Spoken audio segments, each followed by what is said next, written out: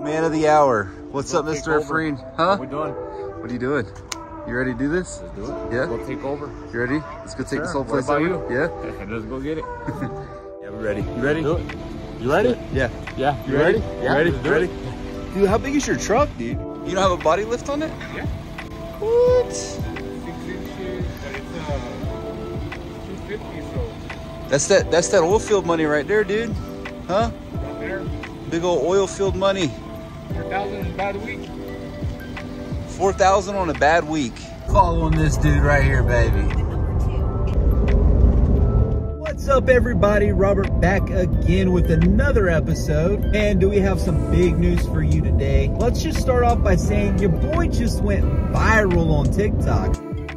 I know it's TikTok and everybody on there just seems to talk a lot of shit. I did it, man. I went viral on TikTok. But anyway, today, like I said, I got a big announcement for you guys. It's actually a pretty big deal. As you can see, I am not in my normal truck. Guys, if you are new to the channel, go ahead and hit that subscribe button down at the bottom of your screens.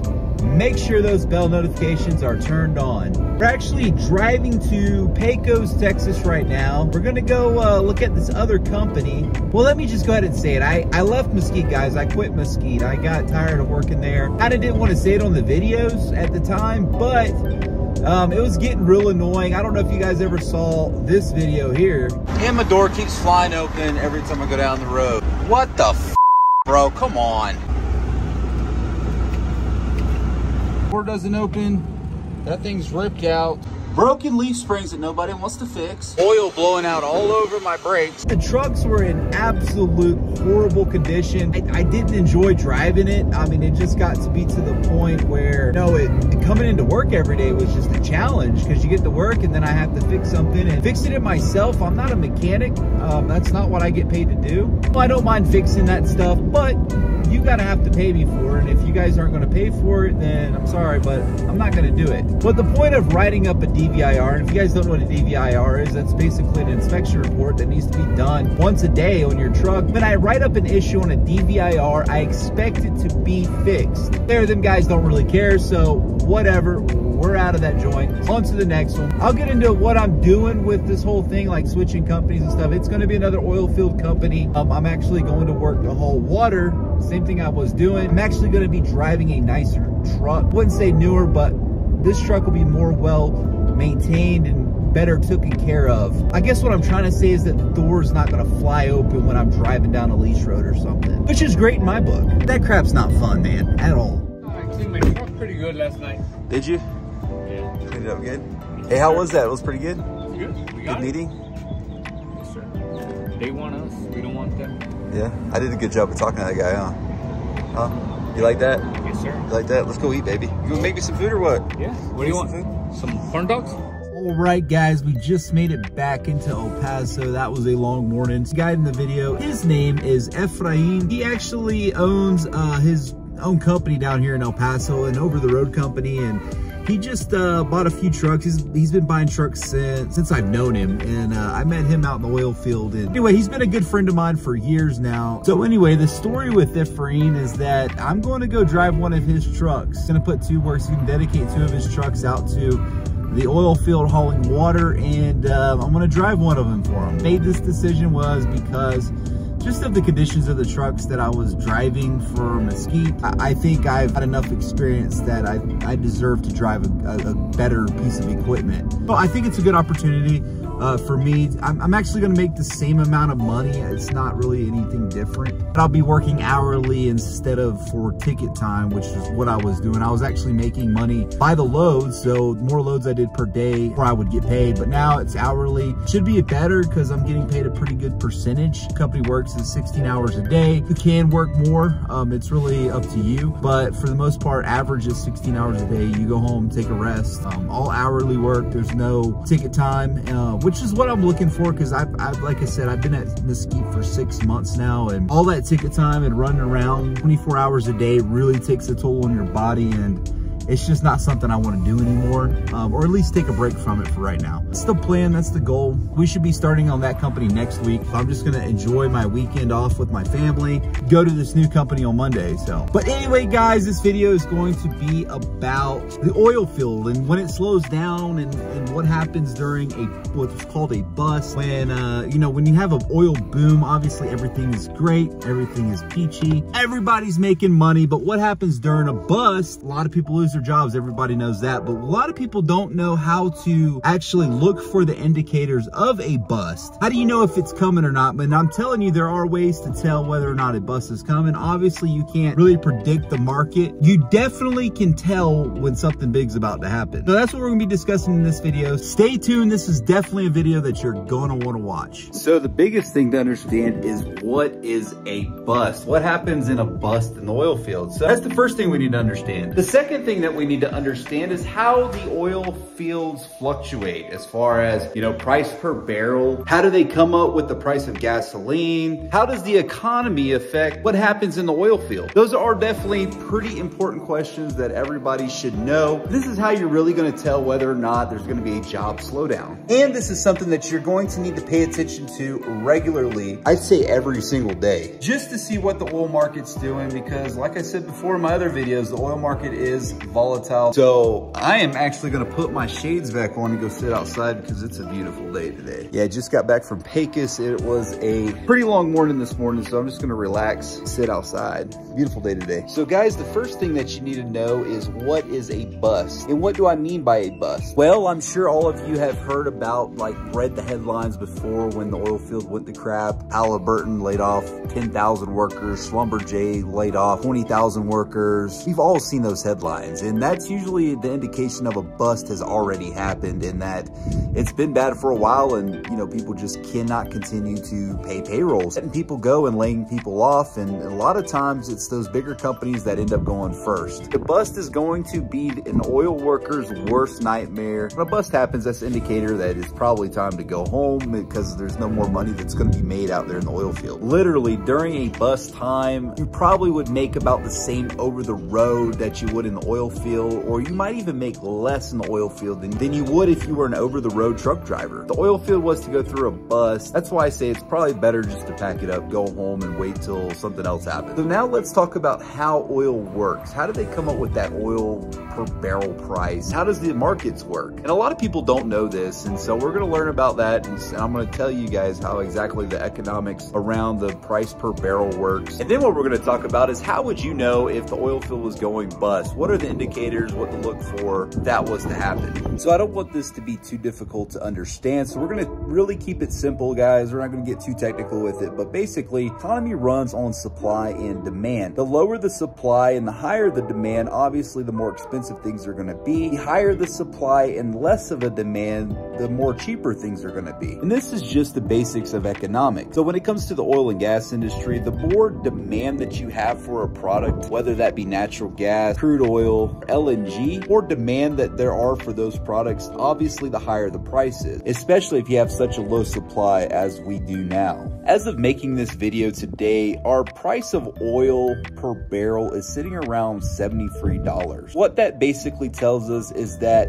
people are trading a barrel of oil for $73 per barrel. A barrel is equivalent to 42 gallons. So now obviously, from just having that crude oil, one then needs to refine that oil to make all of our products like petroleum jelly, diesel, and even our gasoline that goes in our cars. As you guessed, it costs to refine all of that crude oil. So then that gets reflected into the cost at the pump. Now, politics do get involved when it comes to oil and gas prices, but I'm just gonna leave that out there because that's where it gets super complicated. I just wanna keep this video super simple for you guys so that everybody can understand it.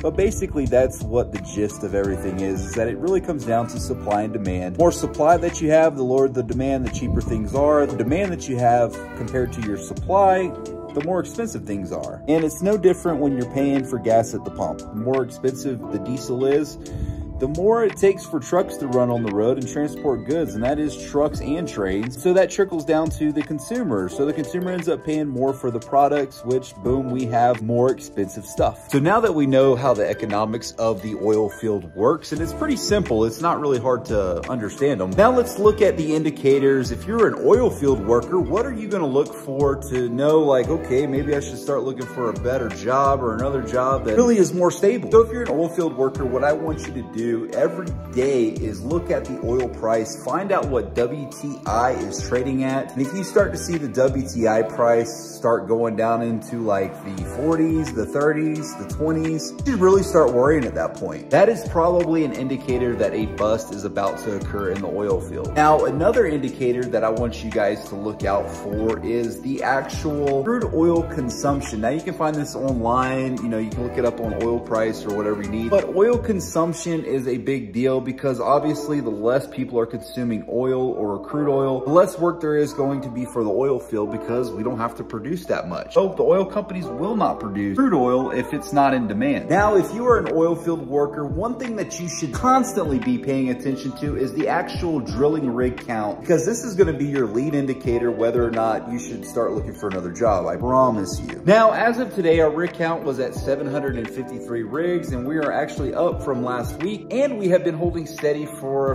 quite a few months now. Now, it makes sense to look at the rig count because obviously if the oil companies foresee a place where there's less demand in crude oil, plus they're going to be drilling holes in the ground, so they're obviously not going to be using drilling rigs. Probably not worth their time to be drilling holes, especially when the price of oil is being traded at a lower cost. And trust me, the oil company is going to see this coming way before you do. So in recap, some things that you can look for to indicate a bust in the oil market is, for one, is to check the price of oil every single day, find out what it's trading at. You want to look at the national consumption averages of crude oil. And the next thing that you want to look at is the rig count. How many rigs are out there? Because once they start dropping off rigs and stuff and start stacking up rigs at the yard, it's not going to be too long before jobs in jeopardy or they start laying people off. Now, even if a bust was to happen, it's really not the end of the world. People will still work. Even though thousands of people may get laid off, there will still be a few thousand workers still out there making it happen. And this is because the oil field just cannot completely stop. We still have a need for oil and gas. And even though we may not have much of a need, we still have a need. So what jobs would go first if there ever was a bust in the oil field? Well, the first jobs to go first would be definitely the rigs. That is the first step in making an oil and gas well, is to drill the hole. But as we start seeing rigs fall off, we start seeing a lot of those roughnecks that are on drilling rigs, they would start getting laid off. Simultaneously, you would probably see service companies start getting laid off, and those service companies are going to be like your frac companies like Halliburton, Schlumberger, Nextier, ProPetro, companies like that that actually have frac crews. Those are probably going to be your next guys to have massive layoff, and I'm talking massive. Once those companies start laying off, you're going to start seeing a lot of the oil towns completely go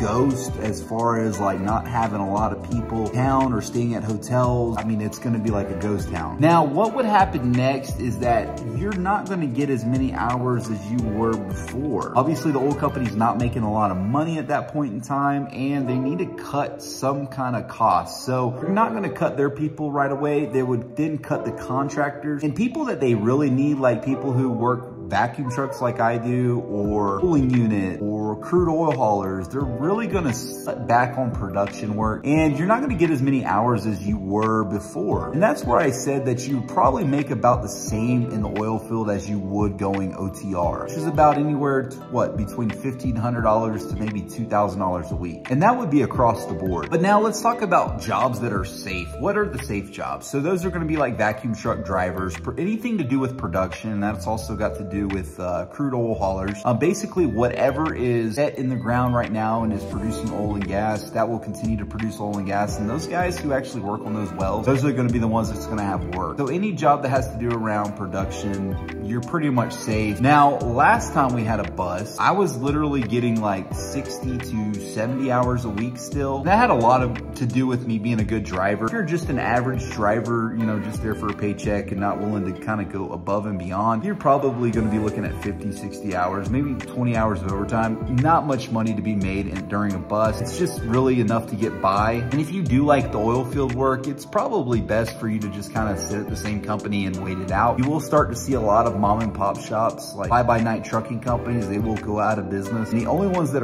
will survive oil field bust is going to be your larger companies, or companies with large amounts of capital. Those are going to be the ones that are typically going to survive a bust. Now, what was the last oil field bust that we had? Well, the last oil field bust that we had was actually during 2020, or starting at 2020, when we had the COVID-19 pandemic. Now, during that pandemic, we pretty much saw the economy come to a complete screeching halt. And obviously, refineries got shut down. We weren't making as much gasoline at the time. And then all of a sudden, our demand shot up straight up after we had closed a bunch of refineries. And then that's what caused our reserves to kind of dwindle. If I remember, the last headline was something to do about 25 days worth of reserve diesel. Now, that doesn't mean that we 25 days left of diesel and then we'd be completely out. What it means is that if the refineries were to stop making diesel right now, we literally have 25 days of reserve. So basically, the refinery stops making diesel, we could last 25 days before we completely run out of it. Now, the funny thing is that even though, you know, our refineries aren't going to stop making or producing, but on the other hand, every single day, that 25 days continues to dwindle because the refineries can't keep up with our demand at the moment. We don't have enough refineries producing diesel and gasoline. And I see that as a problem. Before, in the past, we used to keep about 35 days of reserve. That is diesel and gasoline. So if our refineries were to stop making, we'd have at least 35 days before we completely ran out. And that's what we used to do back in the day, but now it's gotten down to 25 days. And as we don't have enough refinery capacity, that number continues to drop. I mean, daily, it'll continue to drop less and less. And that's kind of scary, to be honest with you. But I don't see a complete bust of the oil field in the near future. I mean, we do have a lot of demand to keep up with right now, and I just really don't see anything drastic happening anytime soon. So if you're in the oil field, I think you're pretty good for at least the rest of the year. I don't see any reason why to panic saying that you wouldn't have a job. It should last to the end of the year. Now, obviously, we'll see what happens with this whole Russia-US thing, but who knows? I'm not really one to predict the future. I don't think anybody can predict the future of what's going to happen. I just basically try to make good decisions, save your money up. That's the smartest thing that you can do. If you want to, if you're kind of like some people, go and buy gold or silver, or if you like to invest in the stock market, I would say do something like that. Or invest into real estate. Obviously, real estate has never failed in the past. So I mean, I'd recommend that you guys save up money and try to get into something like that. But I think we're pretty good. I think the oil field's gonna stay here for a little bit. So if you guys are interested in coming out to the oil field, I think this is a good time to do it. And like I said, I'm starting a new job on Monday, so I will let you guys know how that goes. And I really hope it goes good, man. I got my fingers crossed. Hopefully this works out, and hopefully I didn't screw myself. Anyway, I appreciate all you guys watching. I appreciate all you guys who are subscribed to my channel. And I just want to say thank you. Thank you very much. And if you haven't seen my TikTok, go watch your boy on TikTok. I just went viral, son. I don't know if you could call it a viral video. I think it's got like 400,000 views or something like that. So anyway, if you haven't seen it, go ahead and check it out. Links in the description. I appreciate all you guys. Thank you guys so much. And until next time, keep it between the ditches.